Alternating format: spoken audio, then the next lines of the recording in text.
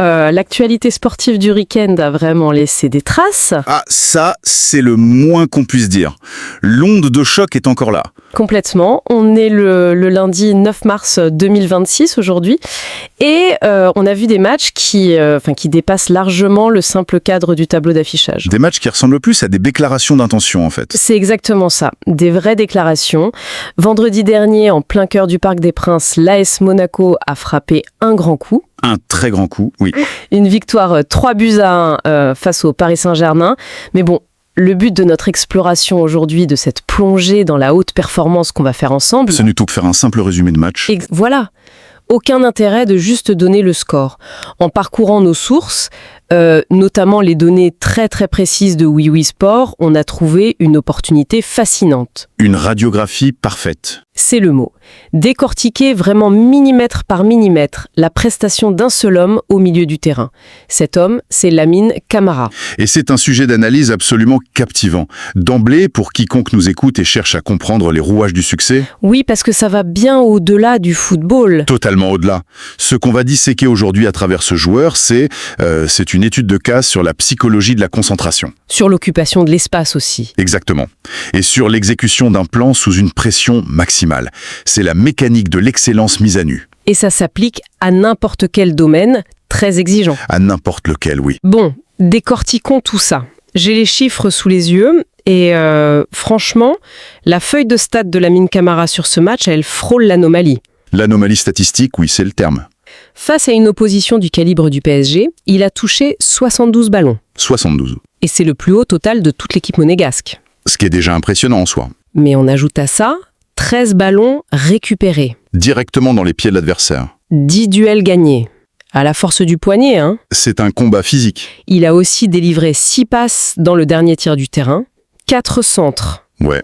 Il a subi 5 fautes. On imagine l'exaspération de la défense parisienne. Et il a même failli inscrire ce qui aurait été, sans mentir, le but de la saison. C'est une liste qui donne le vertige. Ça donne complètement le vertige. Je suis fasciné par ces chiffres.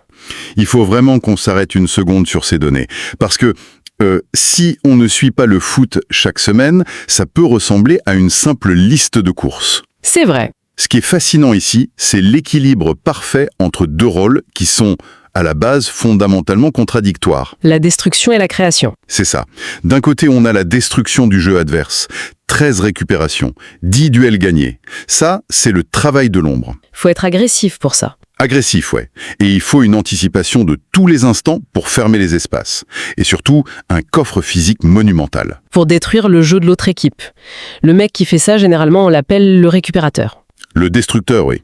Le porteur d'eau. Celui qui court partout pour colmater les brèches, en gros. Mais de l'autre côté, et c'est là que ça devient dingue, on a la création.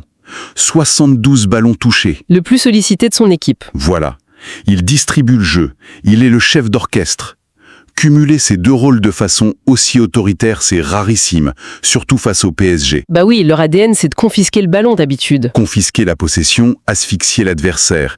Et la Camara prend le contrôle absolu du tempo. Juste pour clarifier un point technique, pour ceux de notre audience qui ne seraient pas des experts en jargon foot.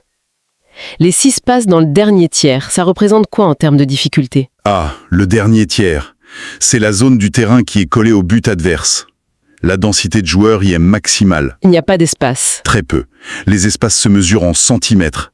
Réussir une passe là-dedans, ça demande une précision chirurgicale. Et une bonne vision périphérique. Exactement. Donc, un joueur qui récupère le ballon très bas, en mode destructeur, et qui, quelques secondes plus tard, donne la passe clé dans la zone la plus embouteillée. C'est le joueur total. J'adore cette analogie. C'est un peu comme un chef d'orchestre. Il dirige tous les musiciens, mais en plein concert, il descend dans la fosse pour régler la mécanique d'un violoncelle. Puis remonte sur l'estrade sans perdre le rythme. C'est exactement l'image. Il a été le moteur absolu et évidemment, une performance comme ça, ça ne passe pas inaperçu. L'institution l'a validé. Oui, l'AS Monaco a officiellement déclaré sur X, anciennement Twitter, que Lamine Camara était le MVP du match. Le meilleur joueur, de façon incontestée. Incontesté, oui. Les chiffres des votes sont tombés. Il rafle 76% des voix. 76%, c'est un plébiscite. C'est un raz-de-marée. Surtout qu'il devance des gars comme Manessa Kliouche ou Ballot qui ont fait un super match aussi. Bien sûr. Mais là, je vais me faire un peu l'avocate du diable. Allez-y. Réaliser un match extraordinaire, être touché par la grâce pendant 90 minutes, ça peut arriver à n'importe quel joueur professionnel, non? Est-ce qu'on ne s'emballe pas un peu vite? C'est une question très juste. Et c'est là qu'il faut regarder le contexte plus large de nos sources. D'accord. D'abord, ce n'est pas un coup d'essai. C'est déjà sa deuxième distinction de MVP cette saison. Donc on n'est pas sur un événement isolé. Pas du tout. C'est une constance qui s'installe. Ensuite, il y a le décor. Le Parc des Princes. Oula, l'arène hostile par excellence. Hostile, pression médiatique écrasante, énormément de joueurs s'effondrent sous le poids de l'enjeu là-bas. C'est sûr que briller le dimanche après-midi sans pression, c'est pas la même chose. Exactement. Et nos lectures soulignent un point biographique crucial. Camara n'est pas un novice. Il a le statut de champion d'Afrique. Ah oui, ça pèse lourd ça. Ce n'est pas juste une ligne sur Wikipédia. Gagner la Coupe d'Afrique, ça veut dire jouer des matchs coup près, gérer des pressions nationales dingues. Ça forge un mental d'acier. Une carapace, oui. Sa sérénité face au pressing parisien vient de là. Du coup, qu'est-ce que tout ça signifie pour quelqu'un qui étudie la performance et les leaderships aujourd'hui? C'est 76% de vote de sa propre communauté. Ça signifie que la vraie valeur, elle se révèle dans la crise.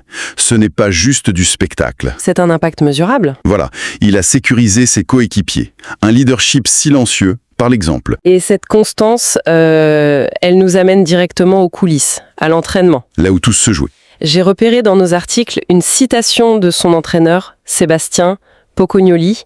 Elle est tellement riche que je vais la lire. Avec plaisir, chaque mot compte. Il dit, je cite, « Lamine réalise une très bonne saison. Il s'entraîne très bien et cela se voit le week-end en match. C'est un joueur ambitieux, concentré et très professionnel qui possède un énorme potentiel et encore une grande marge de progression, aussi bien sur le plan défensif qu'offensif. Il a toutes les qualités pour devenir un joueur très important pour l'avenir du club. » Si l'on relie cela à une perspective plus large, c'est fascinant de voir ce que l'entraîneur ne dit pas. Comment ça? Il ne parle pas de magie. Il ne dit pas qu'il a un talent divin. Il ramène tout au travail. Il dit, il s'entraîne très bien. Exactement. Il relie directement la lumière du match du week-end à l'ombre de la semaine d'entraînement. C'est un super rappel pour tous ceux qui cherchent l'excellence. On mythifie souvent le résultat. On ne voit que le sommet de l'iceberg. Voilà. Alors qu'en fait, la performance du dimanche, c'est le résultat d'un mardi matin sous la pluie à faire des exercices répétitifs. C'est la routine professionnelle. Et puis, avez-vous noté sa phrase sur la marge de progression ? Oui, une grande marge de progression. C'est fou d'entendre ça après un tel match. Un joueur confisque le ballon au milieu du PSG, finit MVP écrasant, et la réaction de son coach, c'est de dire qu'il est encore inachevé. Ça montre l'exigence du milieu. La complaisance n'existe pas dans la haute performance. C'est toujours une nouvelle base de travail. Et cette exigence physique, nos sources la mettent en contraste avec une autre information de la Ligue 1. Un contraste qui est vraiment saisissant. Oui, l'intervention de Moussa Niakhaté. C'est ça, le joueur de Lyon.